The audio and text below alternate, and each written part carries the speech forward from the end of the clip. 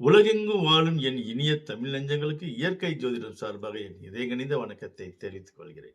அட்சய திதி என்றால் என்ன? இந்த அட்சய திதி அன்று தங்கம் மட்டும்தான் வாங்கியாக வேண்டுமா?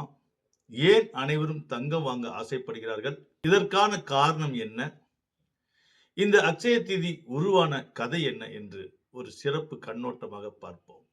இந்த அட்சய திதி என்பது இந்து மத சமணர்களின் வசந்த கால கொண்டாட்டமாகும். அமாவாசை அடுத்து 3ஆம் நாளில் வைசாக வளர்ப்பிறையில் கொண்டாடப்படக்கூடிய ஒரு கோலாகலமான கொண்டாட்டம். இந்த கொண்டாட்டம் முழுக்க முழுக்க சமணர்கள், வைணவர்கள், பிராமணர்கள் என்று அழைக்கப்படக்கூடிய அவர்களுக்கே இந்த கொண்டாட்டம் முழுமையாக இருக்கிறது. இவர்களின் கோலாகலமான கொண்டாட்டத்திற்கும் இந்த அட்சய திதி அன்று தங்கம் வாங்குவதற்கும் என்ன சம்பந்தம்? முதலில் அட்சய திதி உருவான கதையை பற்றி தெரிந்து கொள்வோம். பஞ்ச பாண்டவர்களுக்கும் கௌரவர்களுக்கும் இடையே நடந்த சூதாட்டத்தில் பஞ்ச பாண்டவர்கள் தன் நாட்டை இழந்து விட்டார்கள்.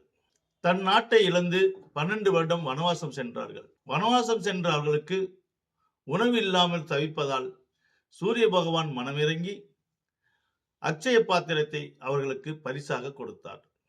அட்சய பாத்திரத்தில் அவர்கள் எதை நினைத்து கைவிடுகிறார்களோ அது அவர்களுக்கு கிடைக்கும். அட்சய பாத்திரம் என்பது அல்ல குறையாதது.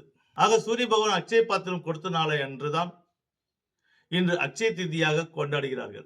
ஒரு காலகட்டத்தில் தீபாவளி என்றால் இந்து மதத்தினர் மட்டும்தான் கொண்டாடினார்கள். ரம்ஜான் என்றால் இஸ்லாம் மதத்தினர் மட்டும்தான் கொண்டாடினார்கள்.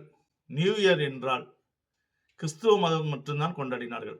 ஆனால் இன்றைய காலகட்டத்தில் அனைவரும் அனைத்து விசேஷங்களையும் அனுசரித்து கொண்டாட பழகிவிட்டார்கள். ஆக அட்சய திதி அன்று தங்கம் வாங்கினால் ஒரு சிறப்பான முன்னேற்றம் வரும் என்று அனைவரும் மனதிலும் இது ஒரு ஆணித்தரமான நம்பிக்கையாக இடம்பெற்றுவிட்டது. இந்த அட்சய திதி அன்று தங்கம் தான் வாங்க வேண்டும் என்று அவசியம் இல்லை. ஏனென்றால் ஒரு சிலருக்கு தங்கம் வாங்குவது என்பது மிக கடினமாக ஒரு எட்டாக்கனியாக ஆகிவிட்டது. தங்கத்தின் விலைகள் அந்த அளவுக்கு உயர்ந்து கொண்டே போய்விட்டது. ஆக வசதி உள்ளவர்கள் எவ்வளவு வேண்டும் என்றாலும் இந்த நாட்களில் தங்கம் வாங்கிக் கொள்ளலாம். அதற்கு குறைவான வசதி உள்ளவர்கள் வெள்ளி வாங்கலாம். தங்கமும் வெள்ளியும் வாங்க முடியாத நிலையில் உள்ளவர்களுக்கு வீட்டுக்கு 1 கிலோ உப்பு வாங்கி கொள்ளலாம். இன்னும் சிறப்பு அம்சமாக வீட்டுக்கு தேவையான மளிகை ஜாமான்கள், நவதானியங்கள், பூ வகையில் மல்லிகைப்பூ, ஜாதிப்பூ, முல்லைப்பூ என வாசமான பூக்கள் தாராளமாக இன்றைய அளவில் வாங்கலாம். பொன் வைக்கும் இடத்தில் பூ வையுங்கள் என்று ஒரு பழமொழி இருக்கிறது. ஆக பொன் வாங்க முடியாதவர்கள் 1 முழம் பூவாவது வாங்கி அதில் 4 கன்னி கடவுளுக்கு வைத்துவிட்டு மீதமுள்ள அந்த குடும்பத்தில் பெண்கள் உபயோகித்துக் கொள்ளலாம். ஆக இன்றைய திருநாளில் மனைவிமார்களை சந்தோஷமாக வைத்துக் கொள்ள வேண்டியது ஆண்களுக்கு கடமையாகும்.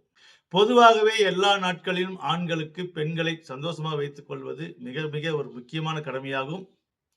இருந்தாலும் குறிப்பிட்ட சில நாட்கள் நோன்பு நொடி என்றால் நோன்புக்கு பிறகு ஒரு நொடி வருவது நோன்புக்கு செலவான பிறகுதான்.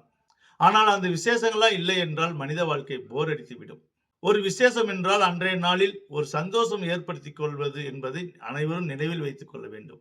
இந்த அட்சய தேதியில் யாரெல்லாம் தங்கம் வாங்கலாம் என்றால், இயற்கை ஜோதிடத்தில் வருமுன் காப்போம் திட்டத்தில் உள்ளவர்களுக்கு இந்த நாட்கள் அவர்களுக்கு சாதகமாக உள்ளதா இல்லையா என்று அவர்களுக்கு தெரிந்துவிடும். ஏற்கனவே இயற்கை ஜோதிடத்தில் வருமுன் காப்போம் திட்டத்தில் இணைந்திருப்பவர்களுக்கு நல்ல நாள் எது, நல்ல நேரம் எது என்று அவர்களுக்கு தெரிந்திருக்கும்.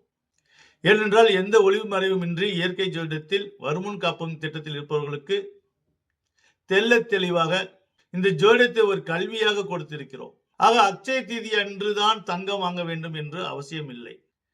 புரிந்தவனுக்கு பூலோகமும் சொர்க்கம், புரியாதவனுக்கு சொர்க்கம் கூட நரகம். ஆக ஒவ்வொரு மாதத்திலும் ஒவ்வொரு ஜாதகருக்கும் சுய ஜாதகத்தில் ஒவ்வொரு மாதத்துக்கும் 3 நாட்கள் அட்சய திதி போல் நல்ல நாட்கள் இருக்கிறது.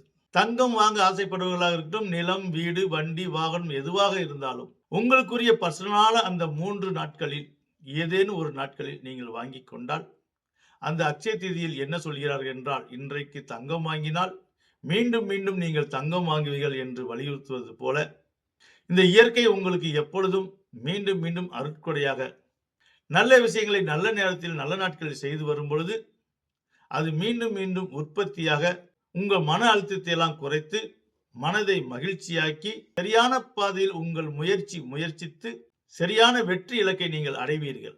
இந்த பதிவை புதிதாக பார்த்து கொண்டிருப்பவர்களுக்கு இந்த வருமுன் காப்போம் திட்டம் என்றால் என்னவென்று தெரிந்து கொள்ள நீங்கள் ஆசைப்பட்டால் இந்த ஸ்கிரீனில் தெரியக்கூடிய நம்பருக்கு கால் பண்ணுங்க. நீங்களும் வருமுன் காப்போம் திட்டத்தில் இணைந்து மாதம் மாதம் உங்களுக்கான அட்சய திதியை நீங்கள் கொண்டாட பழகிக் கொள்ளுங்கள். அரிதிலும் அரிது மானிடராய் பிறப்பது அரிது, அதிலும் கூன் குருடு செவிடு இல்லாமல் பிறப்பது மிக அரிது. மனித பிறப்பே வாழ்வதற்காகத்தான். ஆக எல்லோரும் அதிர்ஷ்டத்தை அனுபவிக்கிறார்களா என்றால் நிச்சயம் இல்லை. ஏன் எல்லோருக்கும் அதிர்ஷ்டம் கிடைப்பதில்லை? அந்த அதிர்ஷ்டத்தை எப்படி நாம் பெறுவது? பிறப்பு இறப்பு என்பது நம்ம கையில் இல்லை. ஆனால் இடைப்பட்ட வாழ்க்கை என்னவோ இறைவன் நம்ம கையில் தான் கொடுத்திருக்கிறார். ஒன்று வரவாங்கி பிறக்க வேண்டும், அல்லது வரத்தை வாங்க தெரிந்து கொள்ள வேண்டும். அப்படிப்பட்ட பயிற்சியை தான் இந்த வருமுன் காப்போம் திட்டத்தில் அனைவருக்கும் ஒளிமறைவு இன்றி மிக எளிமையாக உங்களுக்கு புரிய வைத்து இயற்கை ஜோதிடம் வருமுன் காப்போம் திட்டத்தில் இணைந்து அனைவரும் வெற்றி பெறுங்கள் என சொல்லி உலகெங்கும் வாழும் என் தமிழ் நெஞ்சங்களுக்கு மீண்டும் என் நெஞ்சார்ந்த வணக்கத்தை தெரிவித்துக் கொள்கிறேன்.